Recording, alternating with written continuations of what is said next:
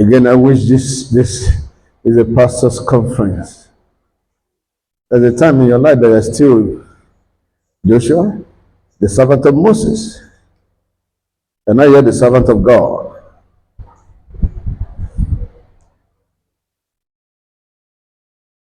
But it's going to translate into him becoming the servant of God. And I will explain to you why that has to be so.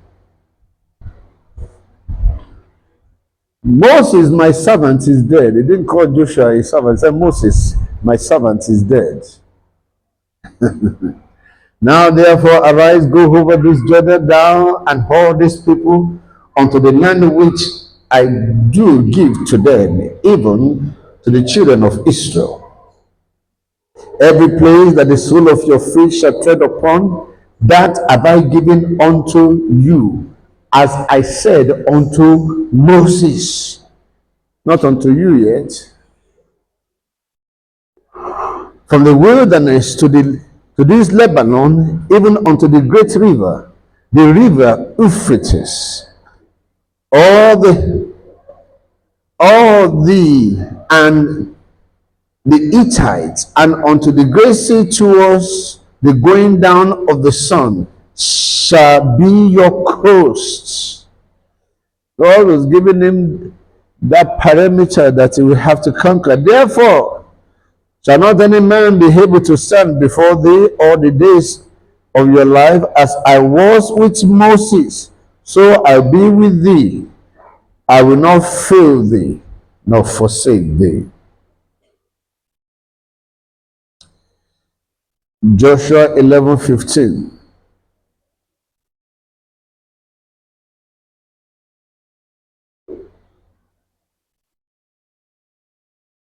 As the Lord commanded Moses, his servant, so did Moses command Joshua, and so did Joshua.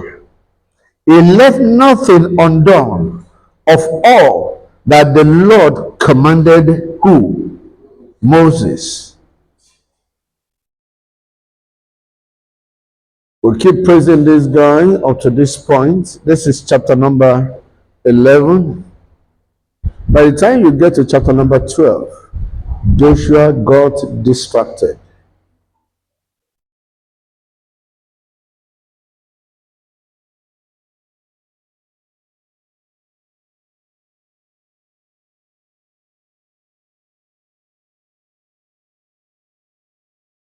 He left nothing undone of all that the Lord commanded. Who? I told you there was a transition between him being the servant of Moses and becoming the servant of God. By the time that transition was completed, at that point, God needed to be speaking to him directly. Are you following me this morning? And it was in the midst of that he got carried away, because God was not talking to him like he was talking to Moses. He wasn't using Moses again as a point of reference. He was speaking to him as his own servant. Joshua chapter number 12. See the distraction. The success got to his head, and he began to count his victory. And if you get to verse number 9, because of our time, let me take you through the Bible this morning.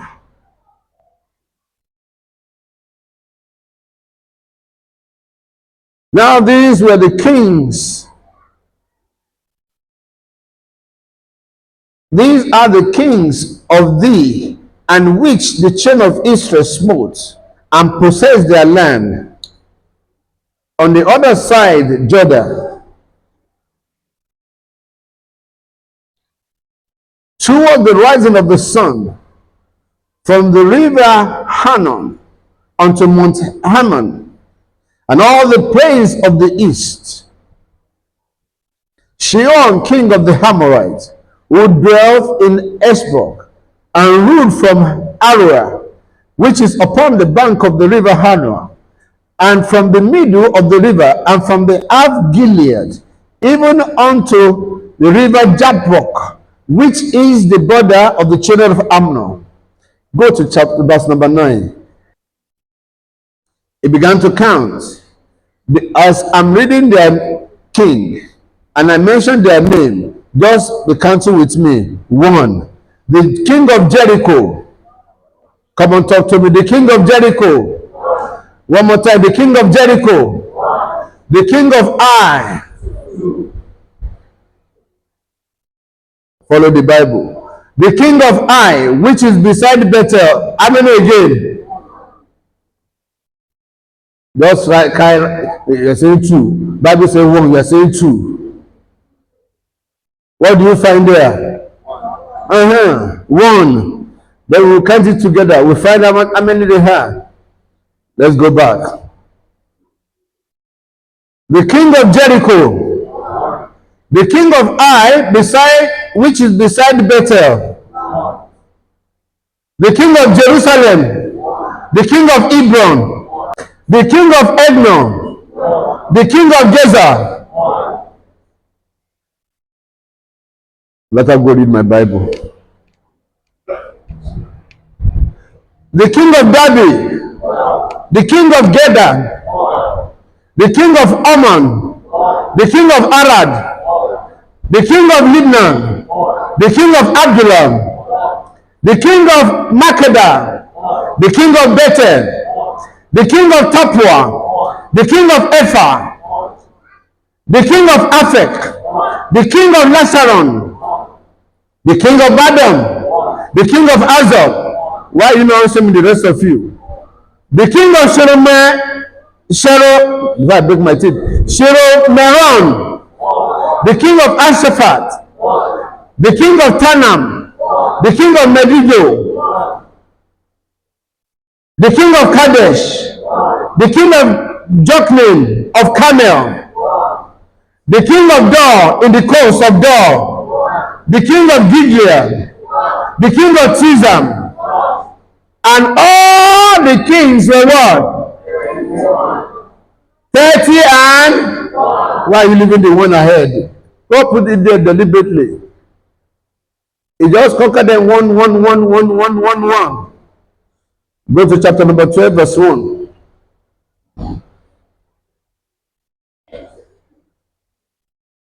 Now these are the kings of thee, and which the children of Israel smote, and possessed their land on the other side of Jordan, toward the rising of the sun, from the no. This not chapter number 13, verse 1.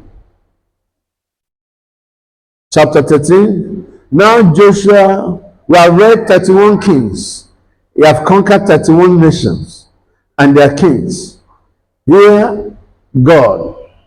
Now Joshua was old and shrinking in years, and the Lord said to him, Thou art old and shrinking in years, and there remaineth yet very much land to be what? When the Lord said there remaineth yet very much land, that still needs to be possessed. The guy was already celebrating. They have started having convention. They now have 31 branches. They have conquered 31 nations, and he was already rejoicing. What? God said there's very much land to be possessed, and he began to give him. This is the land that yet remaineth. All the borders of the Philistines, all Geshuri, from Shihor, which is before Egypt, even unto the borders of Ekron, northward, which is counted to the Canaanites. 5 laws of the Philistines. If you had conquered these men, Goliath would not have risen. There were 5 laws in the lands of Philistines, even in the days of David. They remained there. These guys should have taken them. The battles you do not fight and conquer in your days, your children will have to come and fight. Are you listening to me? That's why you can't afford to be distracted. Hear me this morning.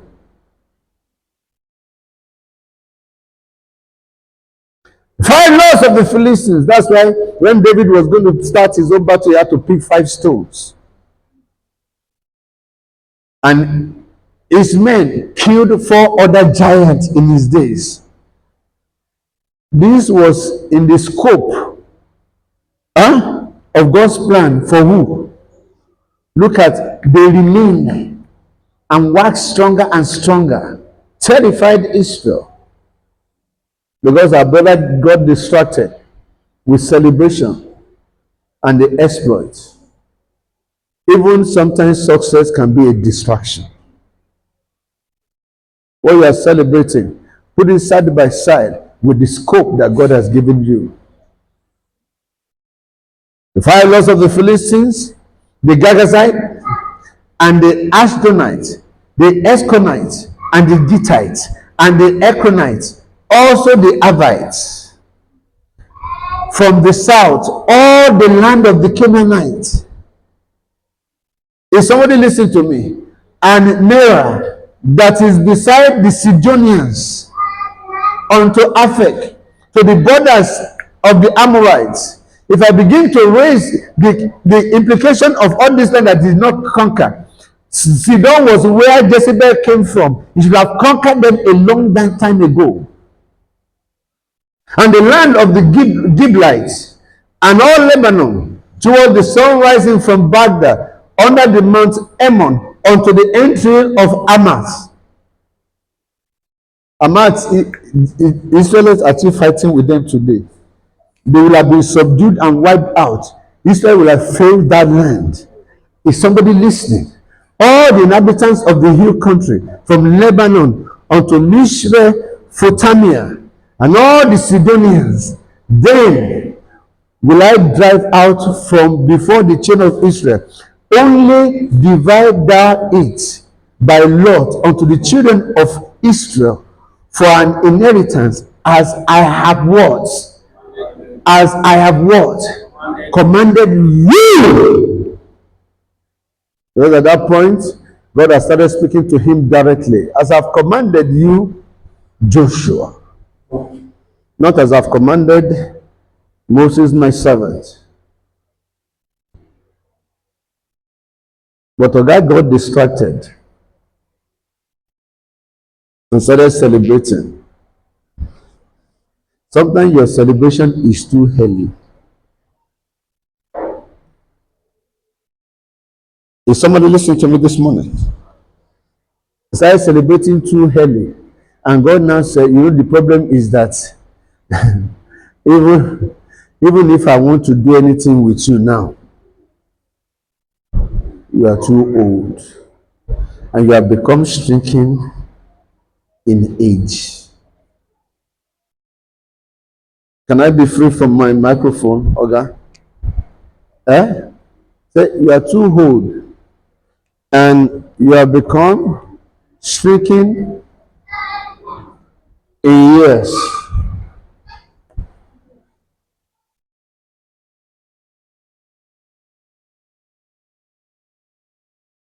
Everything he did,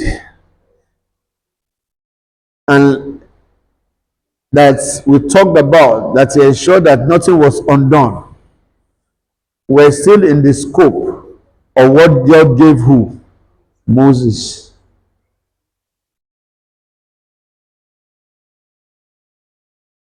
How about what God gave him himself?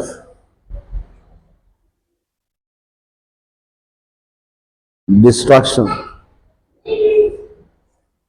Ladies and gentlemen, men and brethren,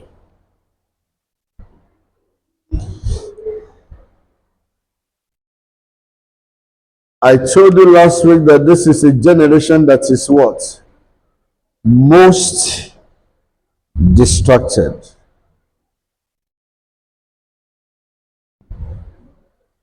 And we need to be very, very what? Careful.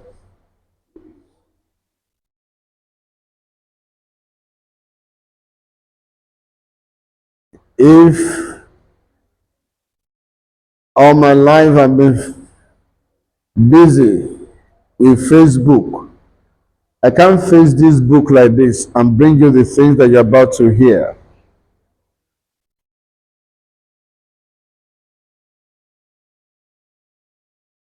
Face this book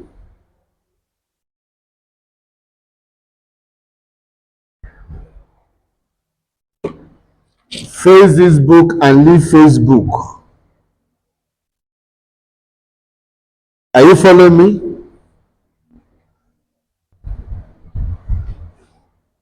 Some of us need to shut down some of these things and say, Lord, in the next 1 week, I just want to face you. And shut your phone down completely.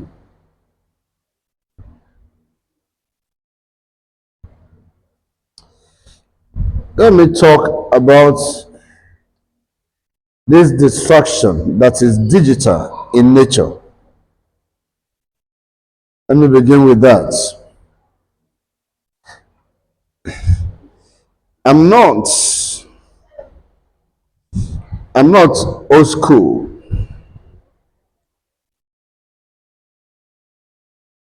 but I'm a student of the Bible. There's already a disease called ADD and SAD that is already plaguing my generation. You don't even know what that is. You know what ADD is?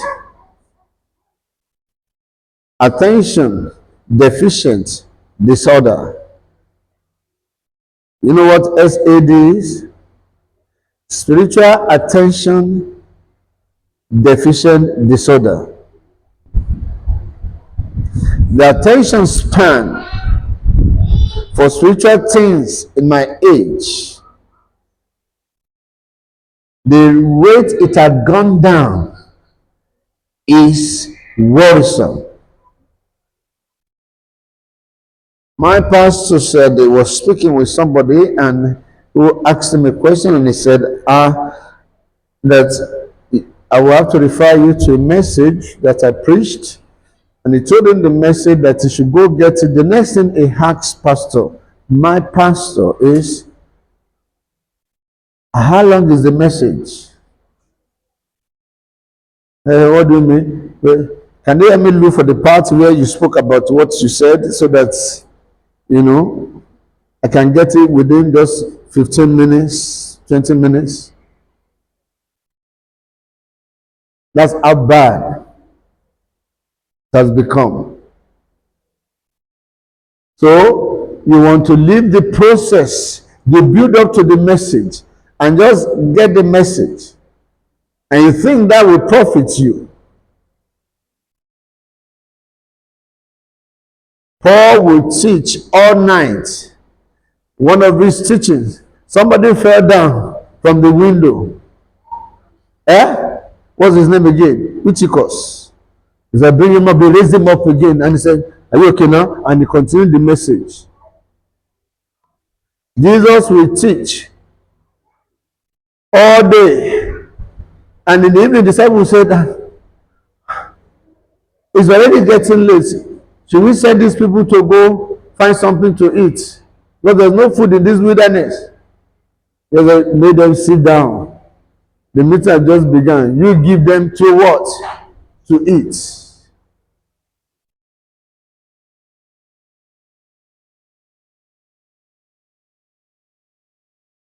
For many of us, Sunday is the only time you hear him. Sometimes you will come late. You don't even have an idea of the build up to this message, for instance, which was the devotion.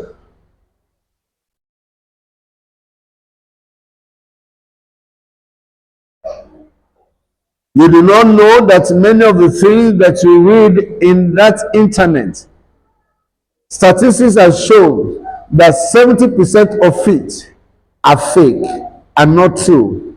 In my entire life, since I've been born until the recent time, I never knew there's anything called fake news. Until recent times, that a news and an headline could even be in any of the networks, and yet it is fake news. How?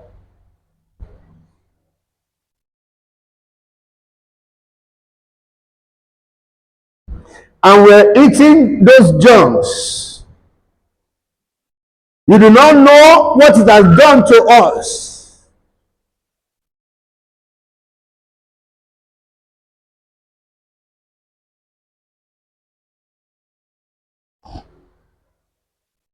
Even our emotions has become fake.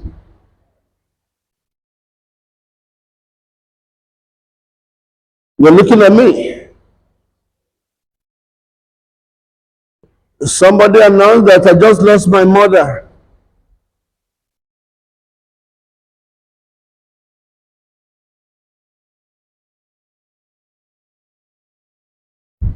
And beneath that message, you send an emoji of somebody that is what? Crying. We are already losing touch with certain reality. Somebody in desperate in need of prayer. What do we send to him? Two hands that are praying.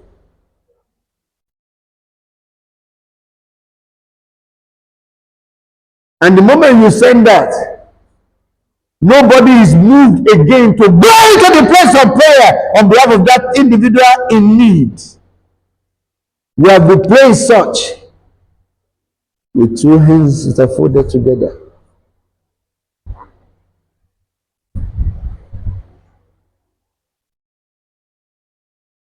The emoji fire that you see is not the same thing as the fire of the Holy Ghost. If you want that fire, you stay where His presence is to catch that fire.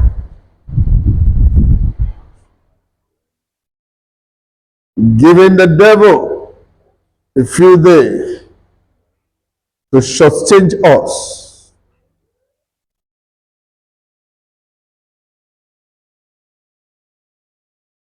We're losing touch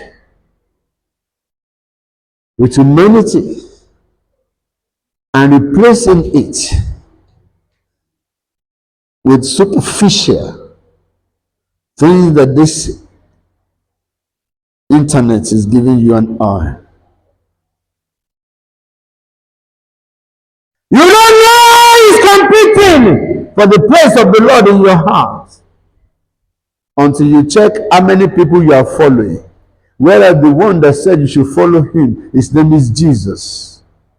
Follow me, and I'll make you disciples of men. I wish the way you are following people in Instagram, in Twitter, in Facebook, in Snapchat, is the way you are following the Lord.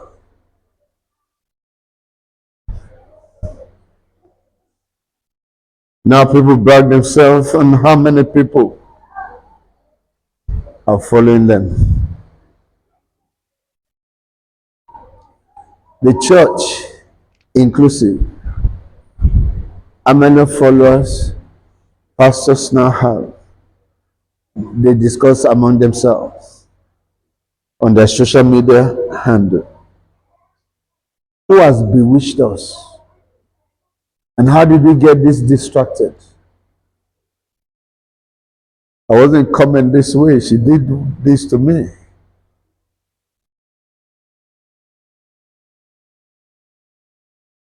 You do not know how deadly this is. What this is doing to you and to me. Why are they asking for our followership? Have you ever thought about it?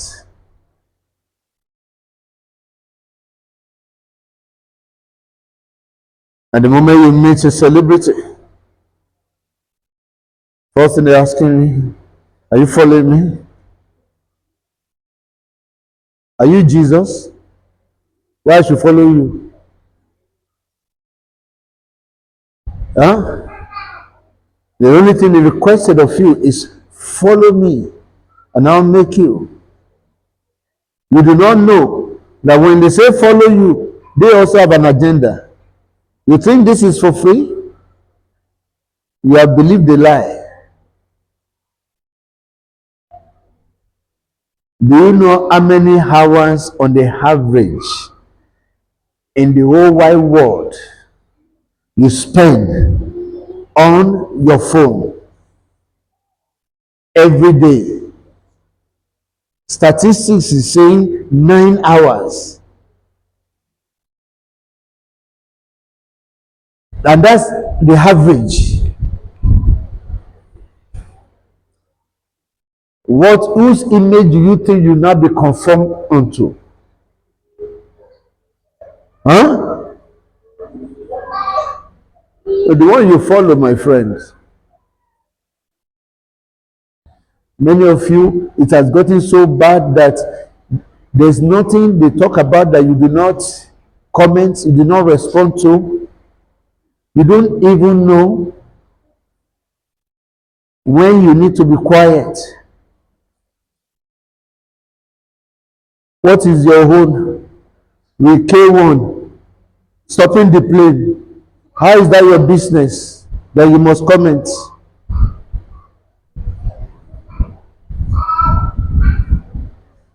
It's all over social media asking for your comments.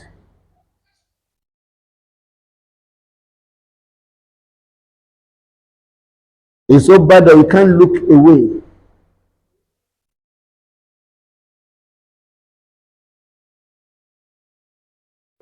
Can I show you how this has become a prison?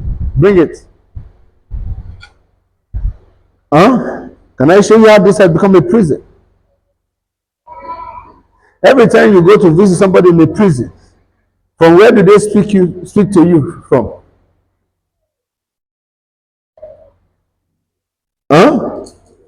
There's always a guy before you, and you're talking, he's talking. Many people are already in prison. This is where they are always. They are speaking to them. I left you a long time ago. Does it mean there is nothing good about it? No, don't get me wrong. Are you following me? But it can become, in fact, right now is the greatest distraction of my generation.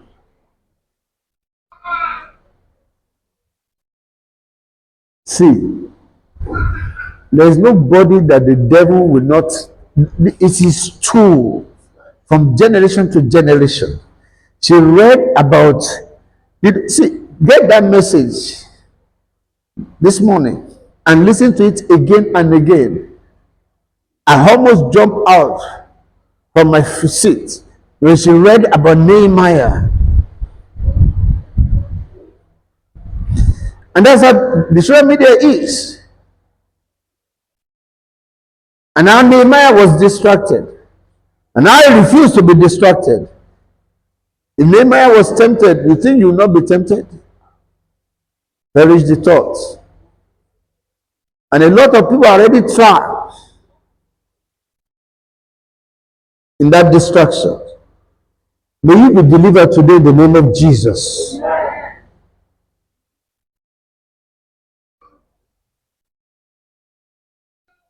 Who is it that he cannot distract? Give me First Kings chapter number 19. Let me show you Elijah, that powerful man. Give me from verse 1.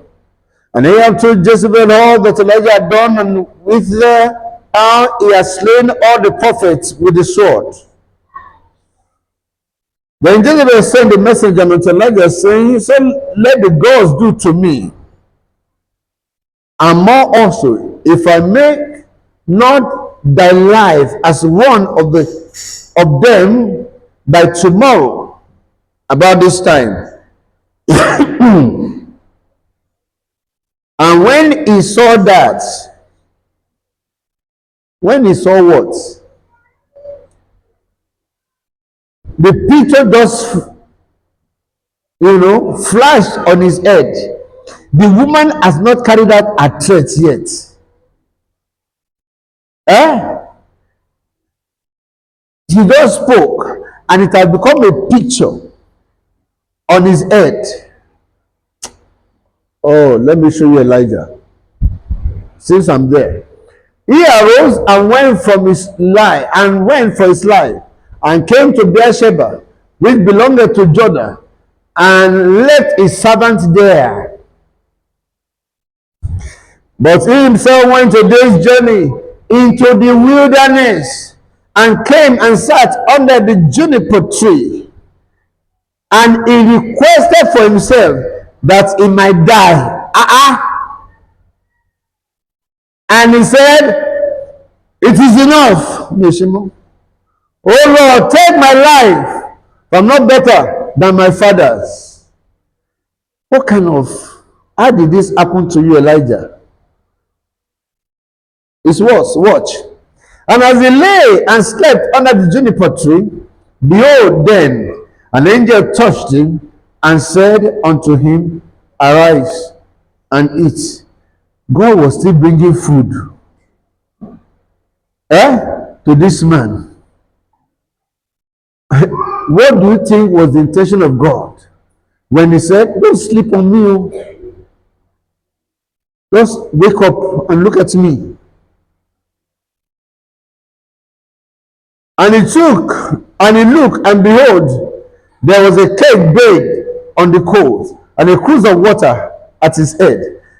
This guy got up, he ate and drank. What did he do again?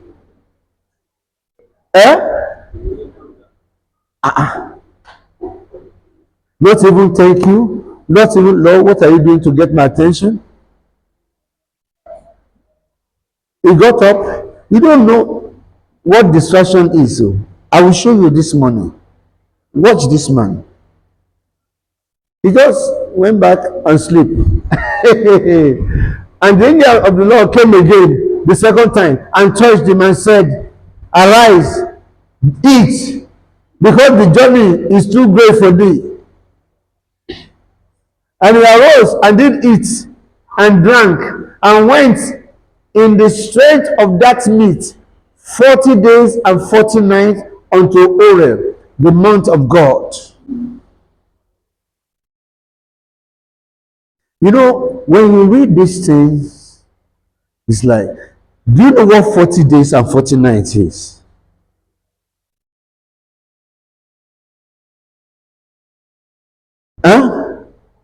For the Lord to sustain you supernaturally 40 days and 40 nights, you didn't need food, you didn't need any drink. Those 40 days, the reason why the Bible says 40 days and 40 nights is because nothing significant happened for 40 days and 40 nights in his life. Despite that he had this encounter with God, there was no fresh word for 40 days and 40 nights. And it was still okay for him. And he could still go on. For 40 days and 40 nights, we have no record of anything that this man said to God, that God said to him. That's how bad destruction can be. And he came hither unto the cave, and he lodged in the cave. And behold, the word of the Lord came unto him, and he said unto him, "What doest thou here, Elijah?" Elijah, how did you get here? Kí ló ń ṣe ń bí? The word of the Lord came to him. "What doest thou here, Elijah?" Look at what Elijah said. And he said, "Oh my God, oh my God, I have been very jealous for the Lord God of hosts. For the children of Israel have forsaken thy covenant, thrown down thy altars, and slain thy prophets with the sword. And I, even I only, am left, and they seek my life to take it away." And he said, "Go forth and stand upon the mount before the Lord, And behold, the Lord passed by, and a great strong wind rent the mountain and break in pieces the rocks before the Lord. But the Lord was not in the wind. And after the wind, there was an earthquake. But the Lord was not in the earthquake. Keep following me this morning. I beg you by the mercies of God. After the earthquake, there was fire. But the Lord was not in the fire. And after the fire, a still small voice. Up till now, we do not have a record of what the Lord said to him in that still small voice. Up to now, this guy experienced what we call earth, wind, and fire. Used to be a group in those days. I was named Earth, Wind, and Fire. Do you know them? The earthquake, the wind, the fire that burned, and a small still voice. Look at his response. That would be verse number 14. Look at his response again. After the earthquake, after the what? The wind, after the fire, every of those display of God. Look at how destruction had broke this guy's head completely. Look at what he said again in verse 14. Verse 14, what did he say? And he said, I've been very jealous for the Lord God of hosts, because the children of Israel have forsaken the covenant, thrown down thy altars, and slain thy prophet with the sword. And I, even I alone, am left, and they seek my life to take it away. Was it different from what he said in verse 10? Huh? Destruction will make a man, even if he's a prophet, stuck. Look at the move in between. Huh? The word that he had that day should have been the next thing it should begin to speak here. But that's how terrible distraction can be. It will get a person stuck in the same ignorance position. That's why I read to you matter. When we go to chapter number 12 of John, what did Martha do again? He served. Because he was stuck there. That's how terrible distraction can be.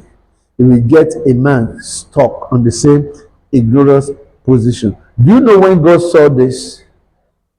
See, why will he feed him? Why will he do all those display? Is it not to get his attention, to get him back on track? But this guy got stuck with the same mentality and thinking. God said, you know what? I need to answer you here. Now, I still have 7,000 prophets. Read the next verse for me. And the Lord said unto him, go, return to thy way of the wilderness, and when thou comest, anoint Hazael to the king of Syria, anoint Jehu to the king of Israel, and Elisha the son of Shaphat thou shalt anoint as prophet in your room. I'm replacing you instead of you. Huh? And whoever escaped the sword of Hazael, Jehu will kill. And whoever escaped the sword of Jehu, Elisha will kill. Give me verse 18. Yet I have left, by the way, let me answer you. Yet I have left me 7,000 in Israel, all knees which have not yet bowed to Baal, and every mouth which have not yet kissed Baal. Don't think that you are alone. God needed to answer in prayer. I have 7,000. I'm alone. And at this point, God was through with it. Distraction.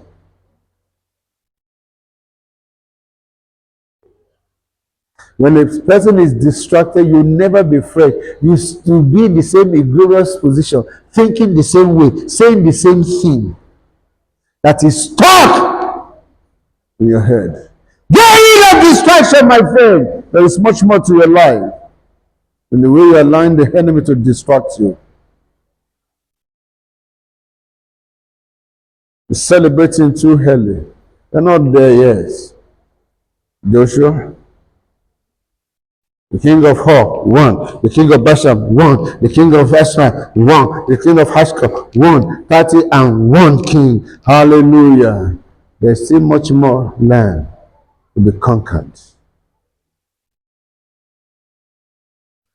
Beg you by the mercies of God. Check what you are stuck your life with and what is stuck in your head. The way you are still talking. It is the same way you have been talking since. Nothing has changed. You're stuck because you're distracted. Nothing fresh is coming your way.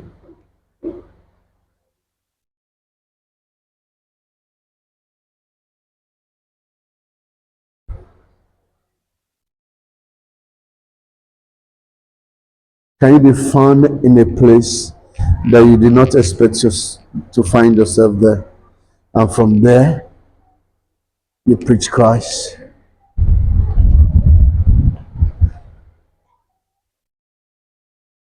Huh?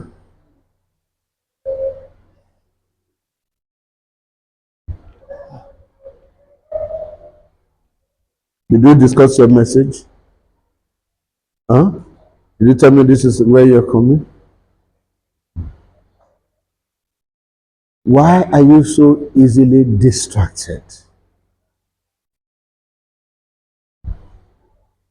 It cut even the greatest of the greatest prophets. It cut it short. Don't let distraction cut your journey in life short. Stay focused. There's much more to our life that we're going to give expression to. I beg you by the message of God. Something is already tampering with our humanities.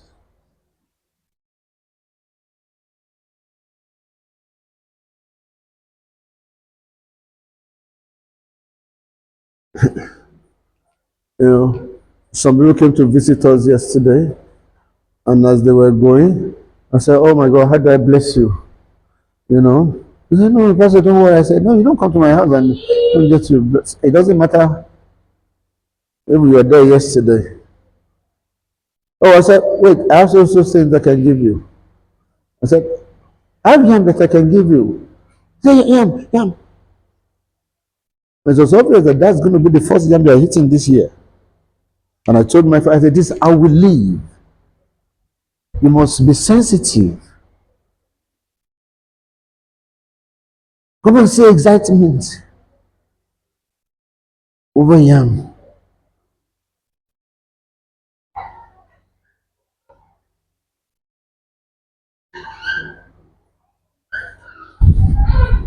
They never come to my house and not get blessed. And I told her, I said, "This is how I get blessed. I live by my generosity."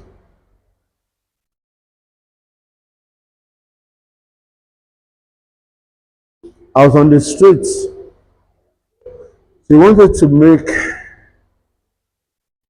tomato sauce or some tomato sauce with egg for me. And she said, "There's no tomato." I said, "Let me walk."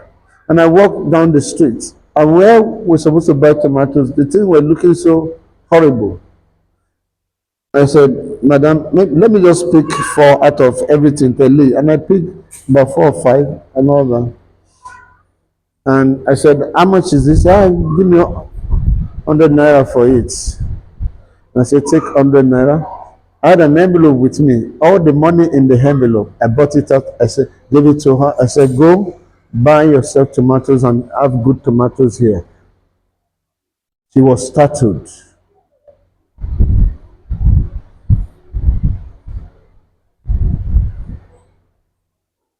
Something is disconnecting you from humanity. Those emojis.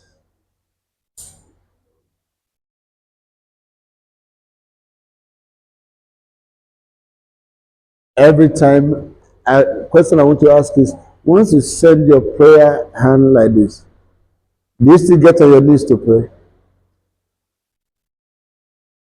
No. Your emoji can't replace prayer. This is what the enemy is doing to us, and we don't know it. But now you know, and that should change. I want to sit down and pray. I don't know about you.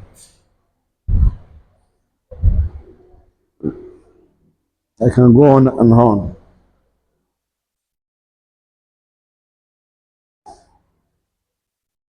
You know, can show you Peter. And she read it. She read it. Look at what she said about he said, don't you care that we perish? You know when he said we perish, you and who? You was in the me and you perish where? With just this stuff that you are saying. You and who perish?